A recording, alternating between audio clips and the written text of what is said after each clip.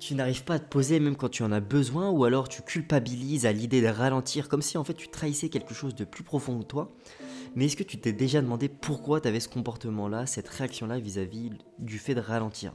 Eh bah, c'est la question à laquelle on va essayer de répondre dans cette vidéo, où je vais t'apporter des éléments de réponse qui vont énormément t'aider et te rendre beaucoup plus performant dans ton aventure entrepreneuriale. Tu l'auras compris, aujourd'hui on va parler de cette culpabilité intérieure que ressentent aujourd'hui énormément d'entrepreneurs. Cette impression de faillir dès qu'on a l'impression de prendre un moment pour soi. Donc, l'intérêt en écrivant cette vidéo, c'était aussi de vous inviter à mettre de la conscience pour comprendre d'où vient cette culpabilité de l'intérieur qui ronge énormément d'entrepreneurs et donc impacte leur performance, et comment s'en libérer, modifier cette culpabilité qu'on peut ressentir de temps en temps durant son parcours pour impacter notre performance de manière positive. Et d'ailleurs, pour ce début de la vidéo, dites-moi en commentaire, prenez 2 secondes pour me dire, est-ce que toi aussi tu as l'impression de culpabiliser, de ressentir un petit malaise quand tu lèves le pied, même ne serait-ce une heure ou une journée, comme si en fait tu devais mériter ton repos. Au moins ça me permettra de calibrer où est-ce que vous en êtes vis-à-vis de ce sujet-là. Ce qu'il faut comprendre, et ce que j'ai vu chez de nombreux entrepreneurs que j'ai accompagnés, c'est qu'il y a une certaine programmation invisible pour beaucoup de personnes qui s'est installée avant même la création de leur business. Et ce pour 2 raisons particulières sur lesquelles j'ai mis de la conscience au début, j'étais pas forcément sûr, et au fur et à mesure de commencer à ressonder un petit peu mon marché,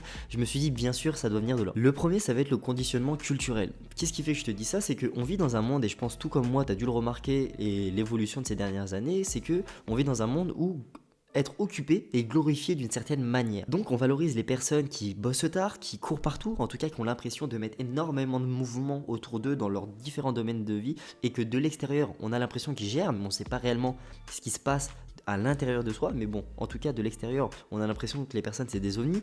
On va aller valoriser les personnes qui remplissent leur agenda jusqu'à la dernière minute de leur journée, et en fait tout ça c'est des personnes, c'est des choses qu'on va valoriser aujourd'hui dans notre société. Ce qui fait qu'aujourd'hui on en arrive à la conclusion, et vous me direz ce que vous en pensez dans les commentaires, qu'on associe énormément productivité égale à la valeur personnelle. Résultat, le repos devient presque douteux, voire même honteux. Si tu fais rien, presque, tu n'es rien. En tout cas, je sais pas toi, mais moi ça a été le cas à plein de reprises, et encore aujourd'hui ça m'arrive, de dès que tu as l'impression de t'autoriser à ralentir, d'avoir cette petite voix à l'intérieur qui te juge en disant Rafa, là tu fais rien, là tu ralentis, tu pourrais faire autre chose, là tu pourrais être beaucoup plus productif, plus performant. Et donc d'être dans cette quête de performance continue qui fait qu'on ne s'autorise pas aujourd'hui, beaucoup de personnes ne s'autorisent pas à prendre du temps pour elles, à revenir à soi et prendre du temps pour soi. Je me suis répété. En tout cas, dis-moi si ça te parle. La deuxième raison, c'est la pression du marché. Tout comme moi, tu as dû le ressentir, quand on grandit dans l'univers entrepreneurial, on est beaucoup drivé par cette vision de scaler son activité, optimiser, être partout, être performant. Et en fait, si tu bouges pas, tu vas avoir constamment l'impression de te faire dépasser, parce que la comparaison est devenue beaucoup plus accessible aujourd'hui grâce aux réseaux sociaux ou à cause des réseaux sociaux. Et donc, on en arrive à la crainte de, si tu ralentis ne serait-ce une heure ou alors un week-end off,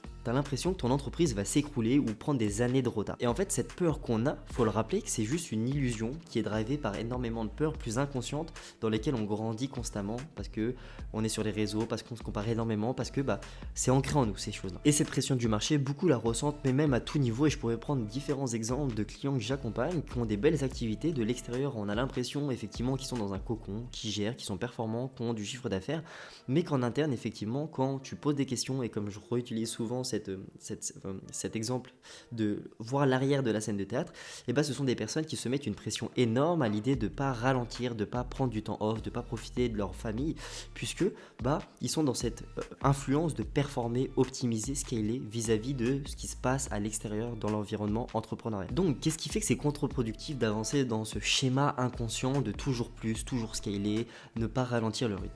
Ce qu'il faut comprendre, est-ce que très peu de personnes en ont conscience jusqu'au jour J où on va toucher potentiellement un burn-out, une fatigue émotionnelle et mentale assez poussée, c'est que cette continuité poussive de toujours aller plus loin, toujours pousser plus, toujours scaler, optimiser, performer, est beaucoup plus contre-productif qu'on ne l'imagine et coûte beaucoup plus cher qu'on ne le pense concrètement. Et ce pour différentes raisons, et j'en ai mis 3 qui reviennent assez régulièrement, qui englobent pas mal de petites choses. La première, c'est que tu alternes ta clarté mentale en tant qu'entrepreneur. Et donc ça réduit ta performance à long terme. Pourquoi? Parce que plus tu vas aller tirer sur la corde, plus tu vas aller brouiller ta vision, tant ta vision professionnelle, ta vision d'entreprise, que ta vision personnelle, ce qui vient nourrir en fait toute cette énergie que tu mets et la ressource que tu mets dans le développement de ton activité professionnelle. Et pour beaucoup d'entrepreneurs, et ce que je vois régulièrement quand je les invite à prendre du recul, recoule, je sais pas pourquoi, vis-à-vis de nombreuses situations qu'il traverse, c'est qu'en fait on rentre en mode exécution très rapidement dans le développement de son activité, ce qui nous empêche de prendre du recul stratégique. Ce qui fait qu'aujourd'hui beaucoup d'entrepreneurs sont en mode exécution all-in et donc perdent cette capacité à prendre du recul stratégique dans leur activité, à toujours vouloir plus, plus, plus. La deuxième raison que je vois régulièrement et qui revient de manière récurrente chez de nombreux entrepreneurs que j'accompagne, c'est l'épuisement émotionnel.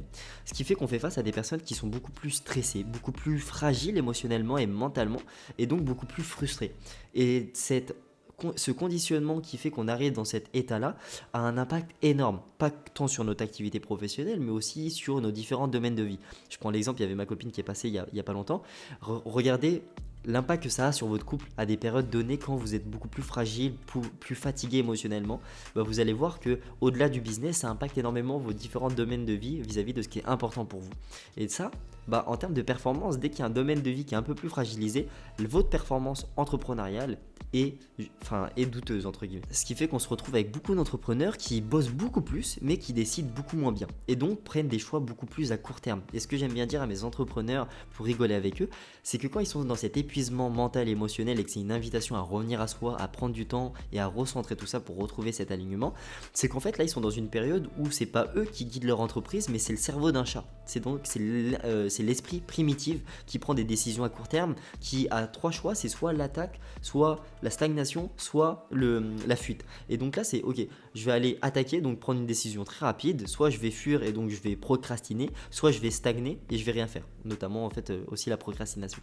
Et donc c'est plus le cortex préfrontal là qui va prendre les devants, c'est plus l'instinct primitif qui prend des décisions à court terme, qui va aller vite, qui veut bosser plus, mais qui finalement, paradoxalement, fait beaucoup moins bien la totalité des choses. Et la troisième raison, c'est que pour beaucoup d'entrepreneurs, et c'est ce que je fais aujourd'hui de mon métier, c'est qu'ils perdent un alignement profond. Ce qui fait qu'aujourd'hui, je le répète, mais beaucoup d'entrepreneurs sont en mode pilote automatique, avancent dans un certain conditionnement à vouloir aller toujours plus vite, mais en oubliant ce qui est vraiment important pour eux.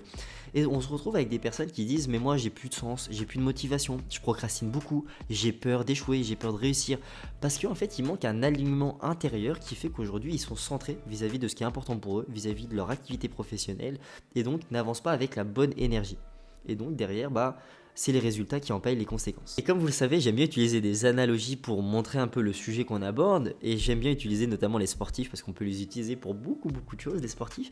Vous le savez autant bien que moi qu'un sportif ne performe pas en courant 7 jours sur 7.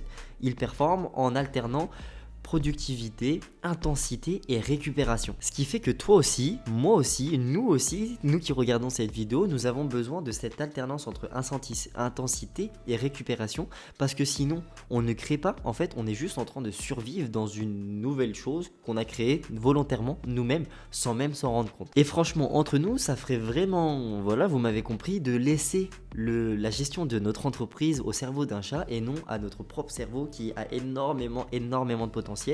Mais pour ça, il a besoin d'une certaine alternance entre prendre du temps pour soi et donc aussi de la performance pure et dure où là on bosse de manière acharnée. Maintenant, comment on fait pour réintégrer pour certaines personnes des repos stratégiques sans même culpabiliser? C'est une grande promesse que j'ai envie de vous faire. Potentiellement pour certaines personnes, vous allez me dire mais Rafa, c'est trop dur, pour l'instant moi je culpabilise trop.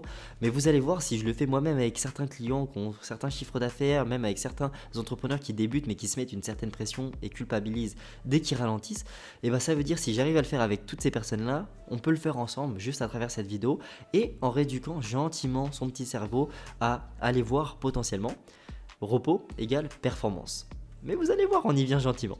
Déjà, qu'est-ce que j'appelle un repos stratégique? C'est un repos conscient, assumé et donc planifié qui va rentrer dans ton système de performance volontaire. Et pour commencer, le premier step à faire que je fais régulièrement, c'est de changer en fait ton association mentale. Et ce que je vous ai dit tout à l'heure en disant repos égale croissance. Et donc pas repos égale non-productivité. Loin de là. Ce qu'il faut comprendre, c'est que le repos n'est pas une pause dans ta progression, mais c'est une partie de ta progression. Et cette subtilité, elle est super importante à prendre en compte. Parce que c'est là que ton cerveau va se régénérer, que ton intuition va se reconnecter vraiment au plus profond de toi et que ta créativité va retrouver une certaine forme de fluidité et beaucoup plus d'espace.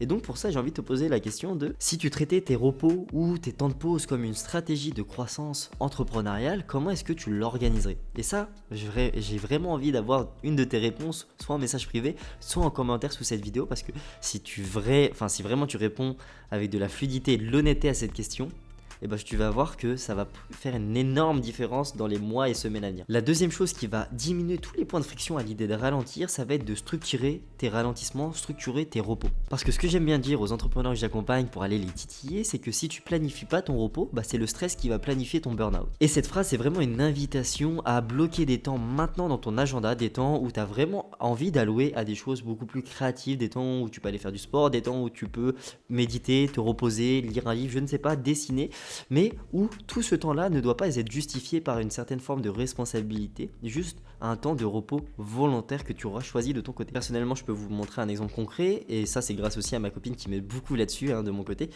Tous les jeudis, on a un jour off avec ma copine qui nous permet de lâcher les écrans, de lâcher tout ce qui est business et de penser différemment, c'est-à-dire animer des choses à deux, aller faire des choses qu'on ne se permettrait pas de faire en semaine parce qu'on n'y pense pas forcément, et on est beaucoup plus drivé par le côté business, le côté entrepreneurial, le côté performance, alors que ce jour-là, c'est plus une invitation à co-créer, prendre du recul, se poser du temps libre, se laisser aussi de l'espace à rien, pour laisser son cerveau vagabonder et surtout revenir à soi.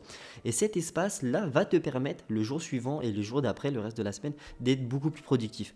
Et je sais que c'est dur, ça l'est encore pour moi à certains niveaux, et quand c'est dur, je sais que parce que c'est qu'une partie de moi m'en veut de ne pas avoir avancé les jours précédent.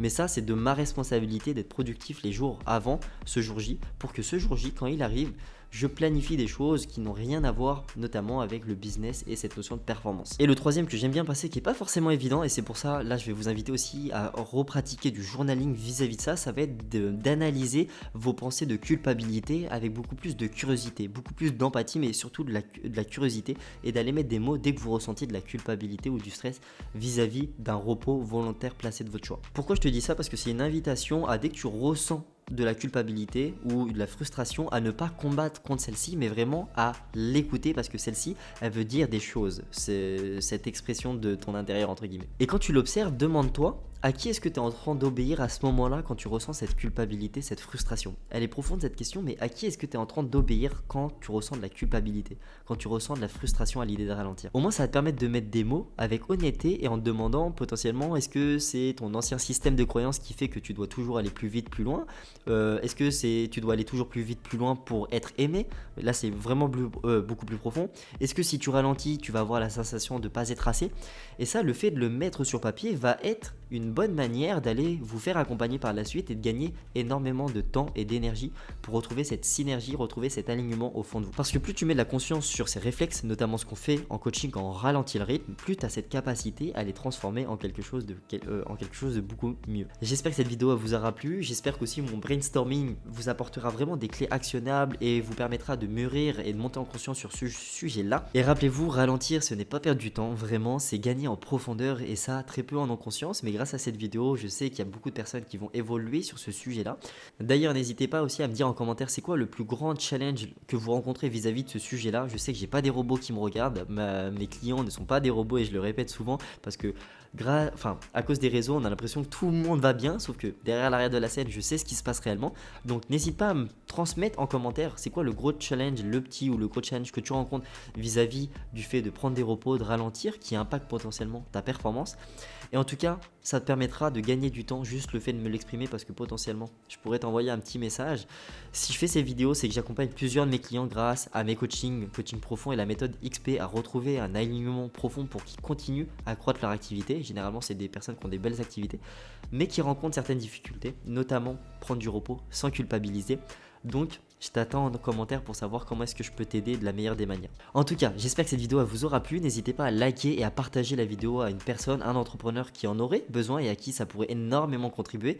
Je suis très heureux d'avoir tourné cette vidéo. Je vous dis à très vite pour un prochain sujet et hâte de vous retrouver. Ciao!